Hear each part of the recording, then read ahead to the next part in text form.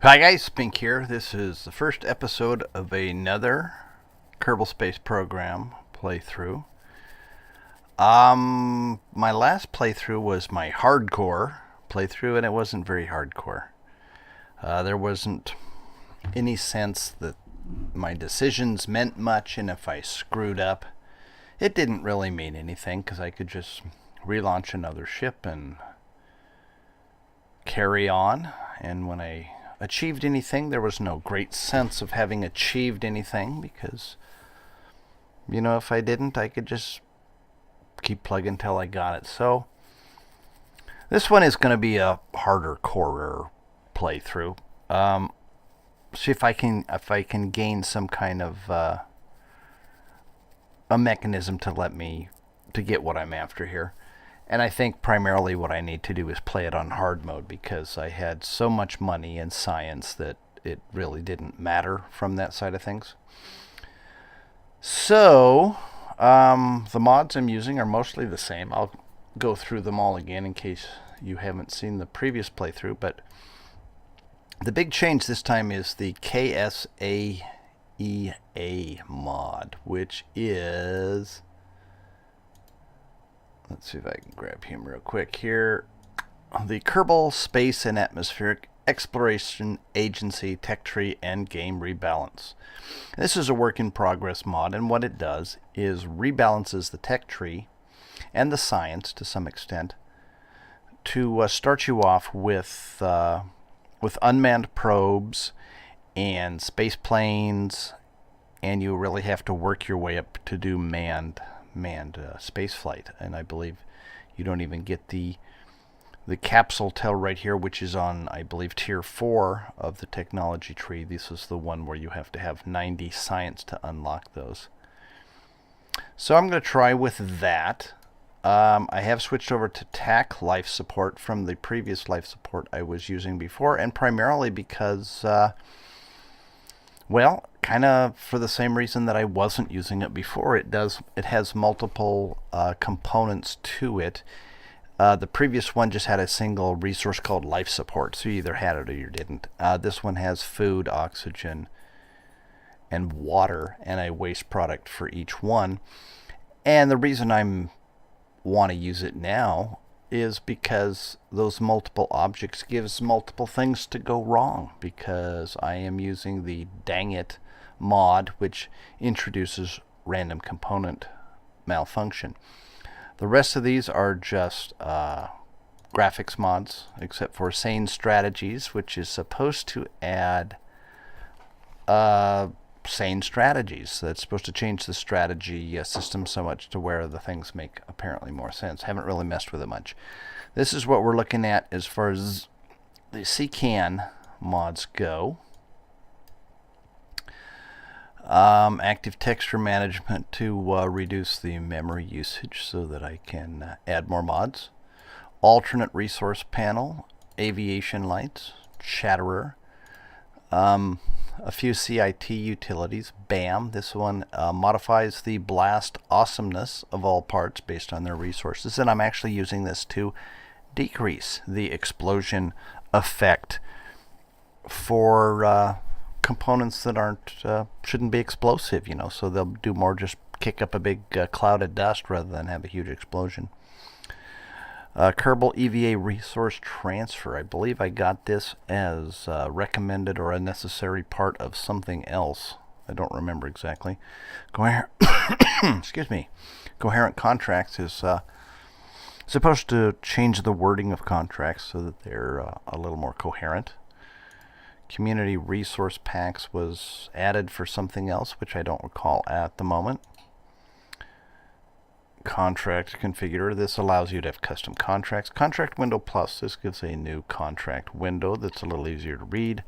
CrewFiles. This is again just kind of a utility that facilitates other things. CrowdSourcedScience changes the science.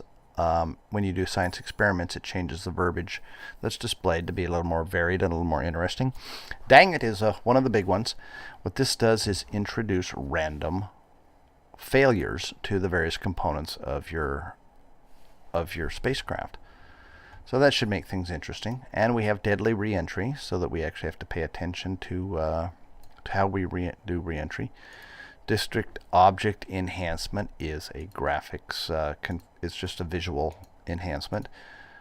DMagicOrbitalScience. This adds more science experiments. I'm gonna have to anything that adds more science experiments. I'm kind of adding on condition that they don't upset the play balance. I don't want to be able to gain science too quickly, so I'm going to keep an eye on those as I've got them in. EnhancedNavBall.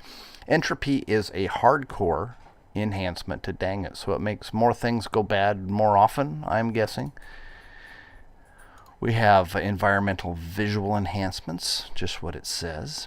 Final Frontier adds ribbons that your Kerbals can get, and these guys are ribbon happy. They get ribbons for pretty much everything after they get up in the morning.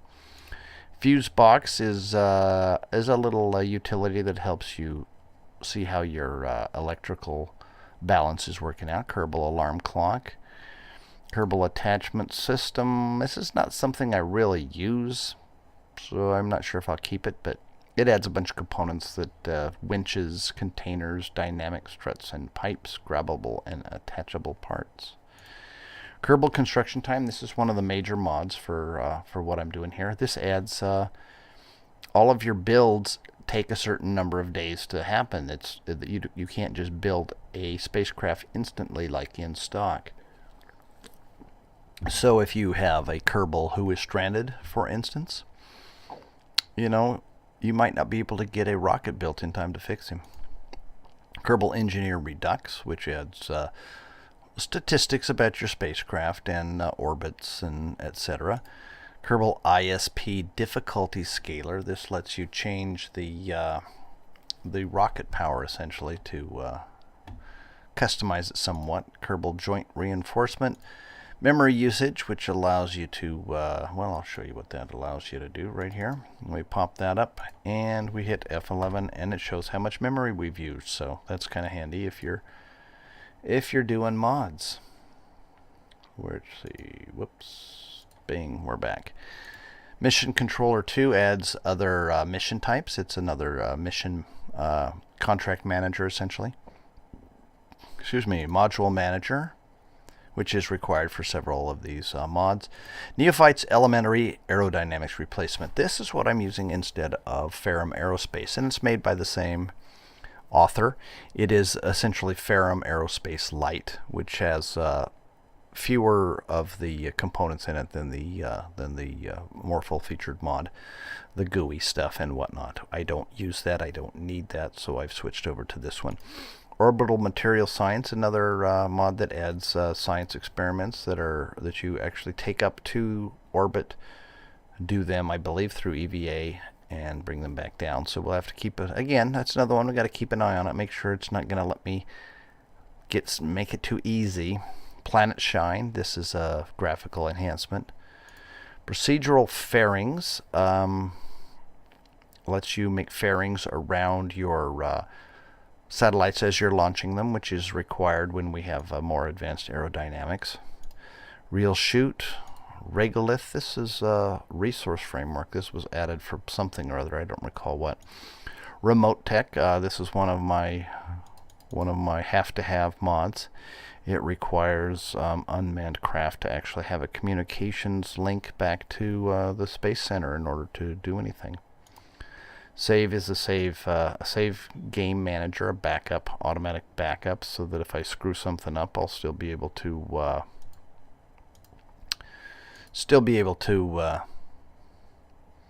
recover from it. SCANsat is another science mod. This lets you scan planets and get maps of them, which is kind of neat. And we have a mission pack for that. I actually think I will uninstall that for now, just so that we don't run into any opportunity to grab those before I can. Science Alert. This is what I'm kind of messing with. It gives me a little indication of when I can do a science experiment, but I'm primarily using it to get around the fact that the game won't let me do hotkeys on things until I upgrade facilities, which I think is silly. Stage recovery. This is going to be crucial. Crucial part of the this mod configuration and the playthrough I'm doing.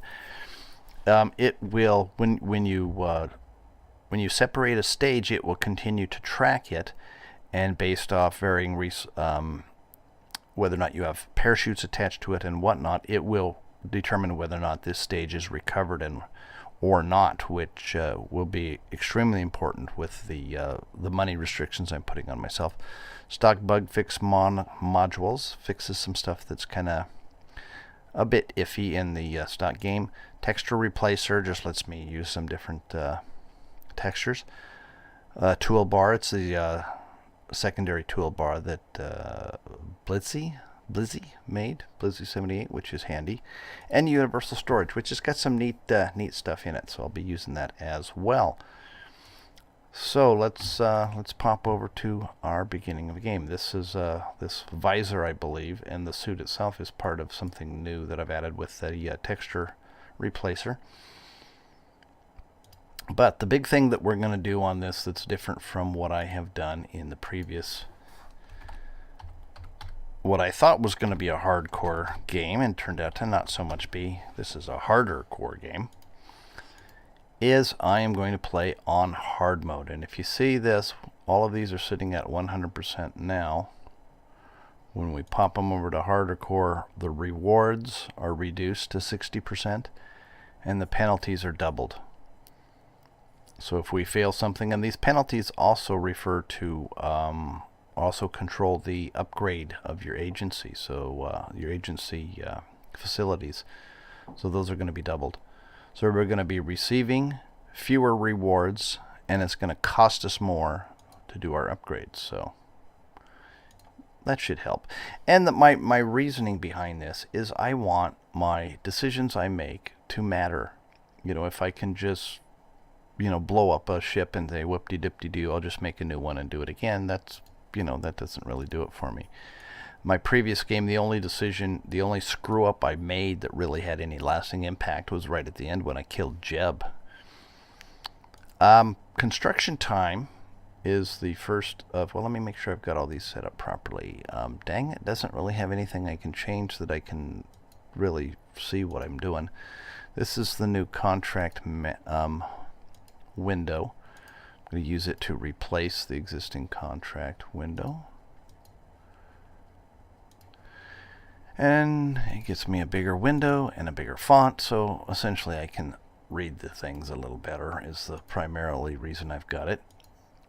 Texture replacer, this just facilitates replacing any of the textures in the game, but it also allows us to do customized suits and faces for our guys, so we'll use that. We'll set suits based on experience, which will be, we'll have pilots using the gold suit, engineers using the red suit, and scientists using the blue suit, as it should be.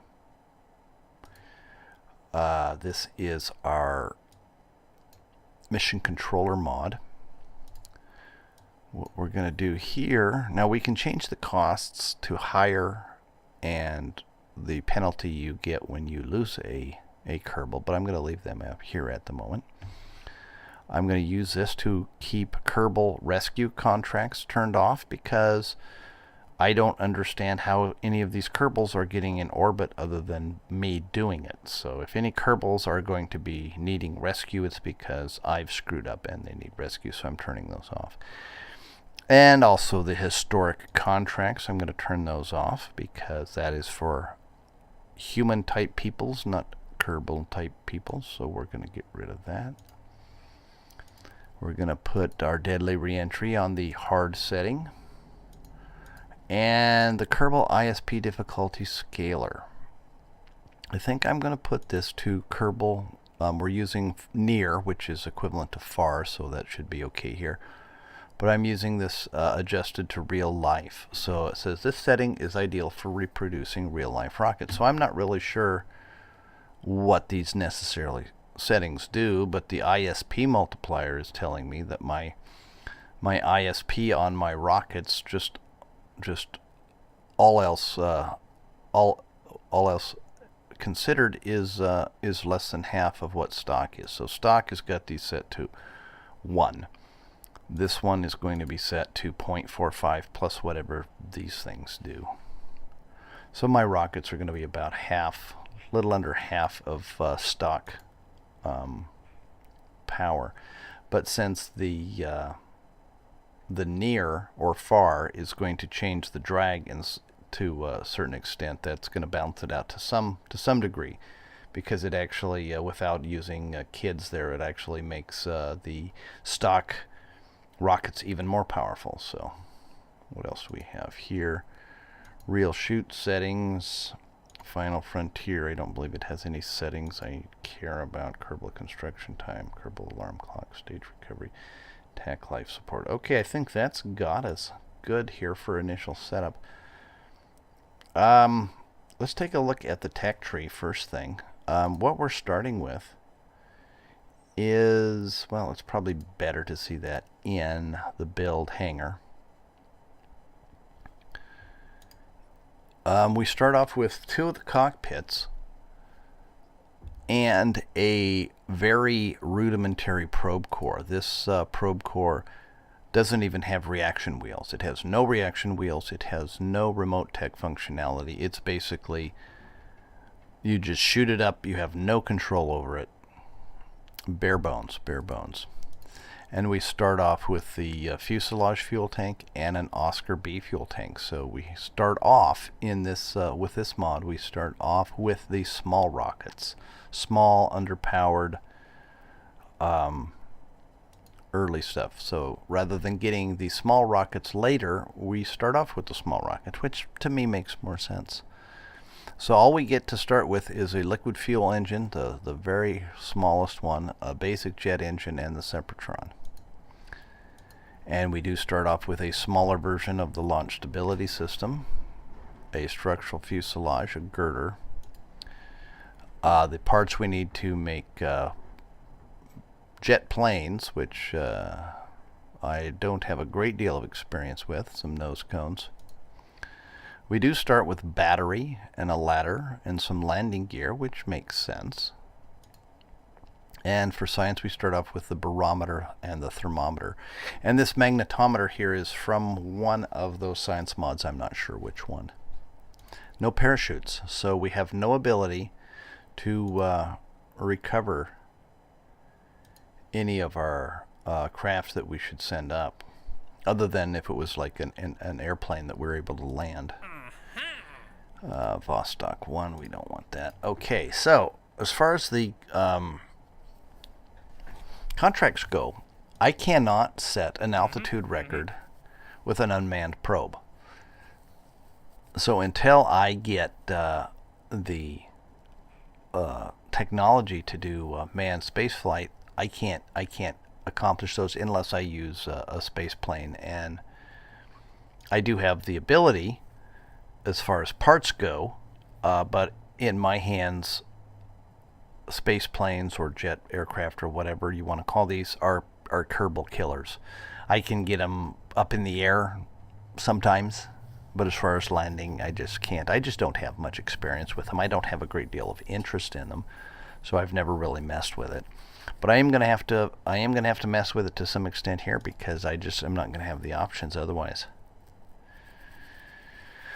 Alright, so we're going to start off with the construction time upgrades.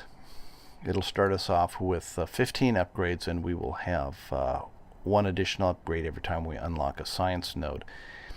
And what this construction time mod does is, depending on how big of a craft you build, it takes a certain amount of time for that to be completed, and that's rated by build points per second, and you can add upgrade points to those to increase the rate at which you can build stuff. And also in the R&D, when you unlock a science node, it doesn't become available instantly. You have to go through a certain number of days based on your development ability here. So I'm going to put one into here initially and split the rest of them up between the VAB and the spaceplane hangar. So that's what we're going to start with. And as far as this goes, about the only thing I can do right now is launch a new vessel. Look at the rewards for this, 3, because I've got it on hard and it's set down so far. Now, one of the things that this is going to do for me, I wanted to have meaningful consequences to screwing up. Is one of the reasons I've got both the mix of mods I have and also playing on hard mode here. Is in my previous playthrough, I had so much money and it was so easy to get money, it didn't matter if I screwed up. I mean, it was haha, yeah, screwed up, whatever, build it again, go again. Well, this time that's not really going to be an option to the same extent, because if you look at this guy, let's just build our basic little guy here. Let's put a barometer on him. This is just, whoops. Oh, I'm doing it wrong. A simple probe core with a couple instruments on it and an antenna. And that's all we've really got on him. Oh, let's put the Kerbal engineering system on there, of course. Anyway, what are we looking at? We're looking at 5,790 funds for this, which, if I launch this thing and it comes down and blows up, because I have no means of recovering it, I have no parachutes. I've got 1,100 or 11,000 funds. If I lose 5,800 on my first launch, you know, I'm going backwards there. So if we look at my contract here that I've got, launch the first vessel,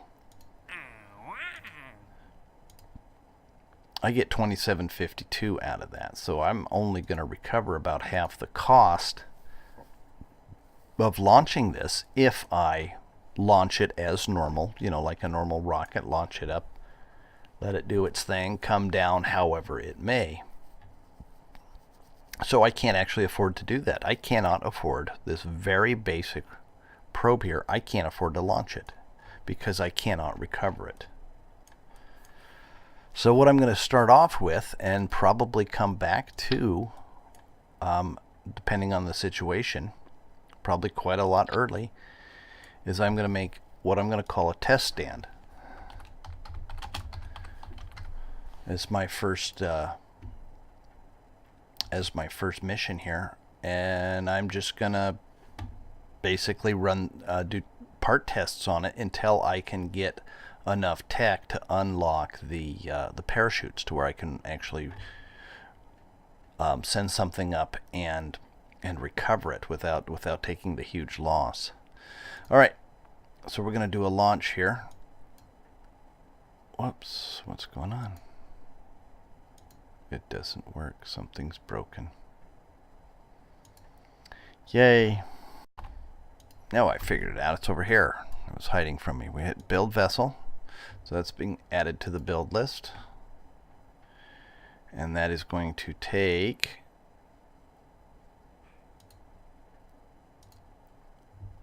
15 days. 15 days to build this thing. And the more points that we're able to invest with the upgrades into here, the fewer days that's going to take. But also, it takes into account what parts you have previously built. So we only have to build these parts one time, and it keeps track, and if you reuse the same parts, you don't have to build them again unless you lose them through crashes. So we'll do our first mission here, which is not going to be terribly exciting. Oh, you know what? Let's go back to this guy. We'll edit him. Even though we've ordered him to be built, we can still edit him. Let's put some batteries on him so that I can send some of this science back to the Space Center.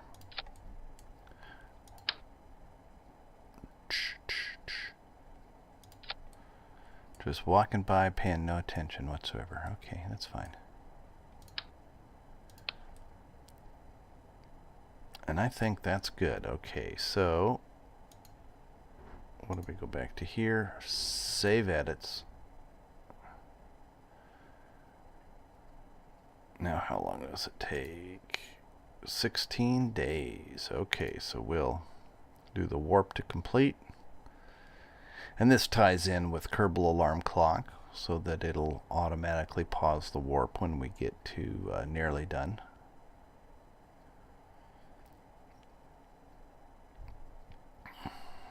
And we'll do the rollout when that comes around.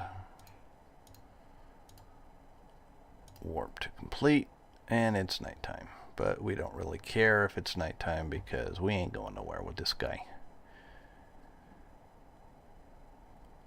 Okay, and we'll do a launch.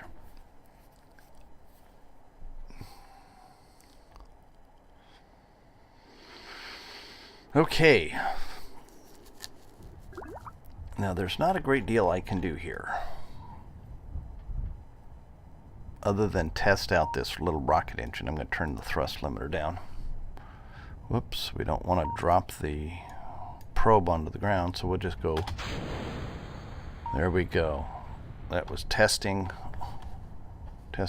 our probe, and we got a grand total of 3 science out of that. Okay, now this here is that science notifier thing, and it does tell you which science experiments that you can do in any given situation, but primarily the reason that I'm using it is the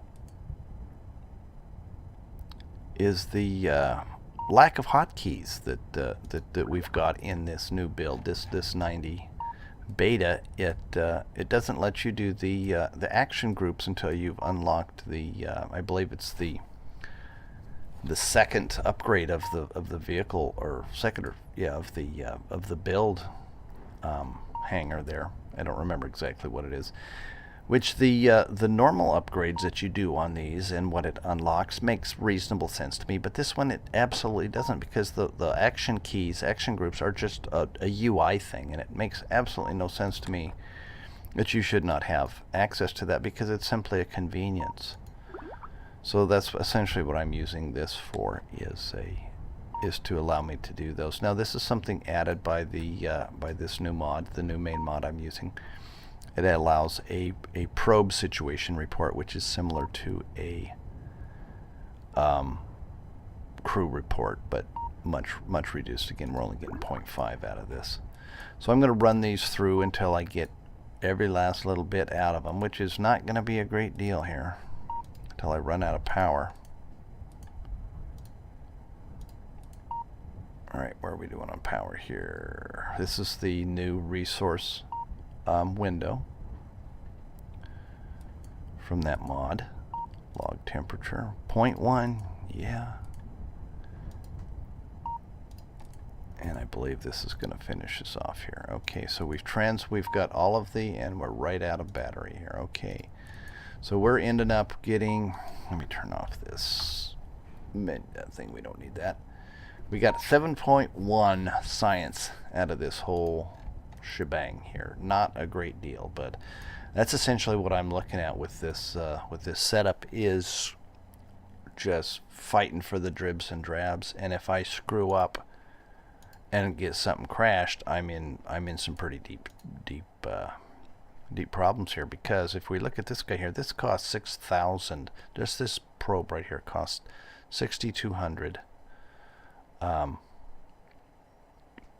funds, which is basically about half my budget here. If I was to lose this, this is a huge chunk of my money I have, and it's only going to get worse as I start adding more and more things to this. Is that I crash one of these things and I'm basically done.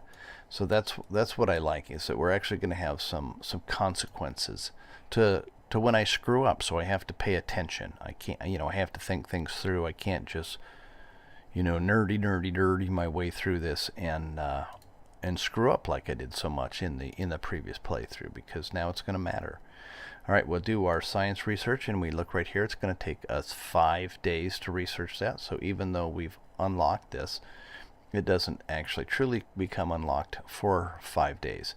And what these parts are, these are not the normal parts that normally look like this. These are the half-size 0.625 meter parts, the small little probe part versions of each of these tanks and of this little solid fuel booster.